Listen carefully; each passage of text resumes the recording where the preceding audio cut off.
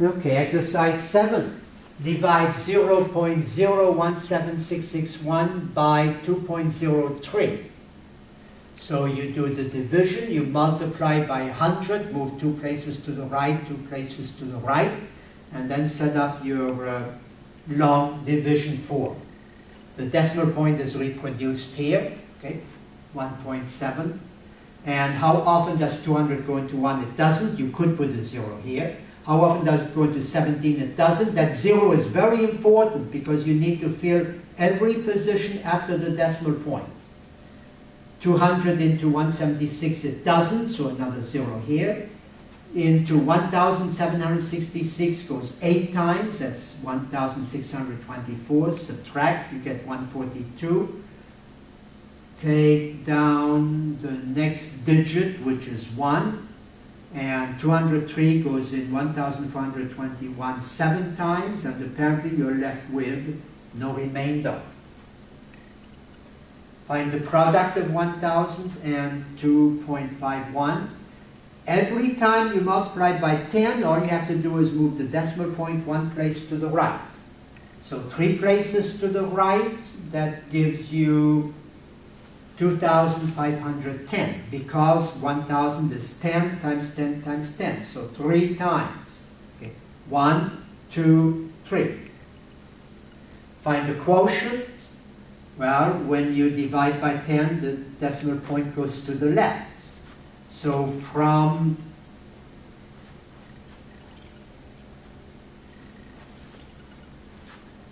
here, 1, 2, 3 places, so 0.00251. Now add 3.62 times 10 to the 4 to 4.15 times 10 to the 3. Do not add 3.62 and 4.15 because this is 3,000 something and this is only 400 something. Line up the decimal points. There's a decimal point here, a decimal point here. Do your addition and reconvert to in scientific notation, a number between 1 and 10, so 4 point something, and the decimal point really should be moving from here 1, 2, 3, 4 places to the right. So 4.035 times 10 to the 4. Find the product of 3.62 10 to the 4 times 4.15 10 to the 3. Multiply the two numbers here, 3.62 and 4.15. And that gives you 150230. Move 1, 2, 3, 4 places to the left. 1, 2, 3, 4 places. Rewrite this in scientific notation. This is not scientific notation because this is not between 1 and 10. So rewrite 15 as 1.5 times 10, and this 10 is multiplied by 10 to the 7, which gives you 10 to the 8. So 1.5023. 1 and 5,023, 10 100,000, 10 thousands. You could have converted to decimal notation first and then go through your multiplication. So you have,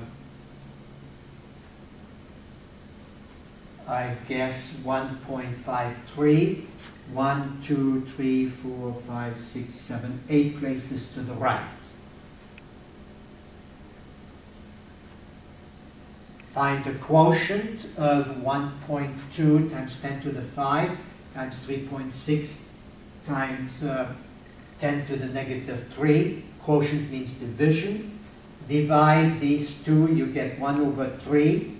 And 10 to the 5 minus negative 3, so 8. Write this as 0.3, infinitely many 3s, so I'm using a bar here, times 10 to the 8. Now this is not a number between 1 and 10, so borrow one of these 8 tens, you're left with 7 tens, and 0.3 times 10 is 3.3, and so on, times 10 to the 7. And then we come to our kitchen. Remember, this is 5 hours and 36 minutes. What is the area of the rectangular kitchen? 24 times 17, 374 square feet. What's the area for the sink and the washing machine? 15 square feet. So how many square feet need to be tiled? 359 point something. So we need 359 tiles. There are 15 tiles in one box. We need 355 tiles. There are 15 tiles per box. We want the tiles to drop out. That tells us we have a division here. We are left with boxes, 23.9 boxes. So we have to buy 24 boxes. We cannot buy 9/10 of a box. Normally, no. So what is the price? So many dollars per box multiplied by boxes. Boxes over boxes of 1, we are left with dollars. Comes out to $575.76. The tax is 9.75% of 575.73. Gives us $56.14. Again, be careful with the decimals and the multiplications. How much do you have to pay for the boxes out the store? The cost of the tiles plus the tax, $631.90. The handyman worked for 5 hours and 36 minutes. That's 5 hours and 0.6 hours. 36 over 60 is 0.6. The wages for the handyman are 5.6 hours times $25 per hour. Again, hours over hours drops out. You're left with dollars. He gets $140.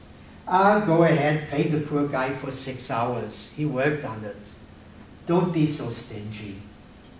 But if you are so stingy, then your total project costs $715.76.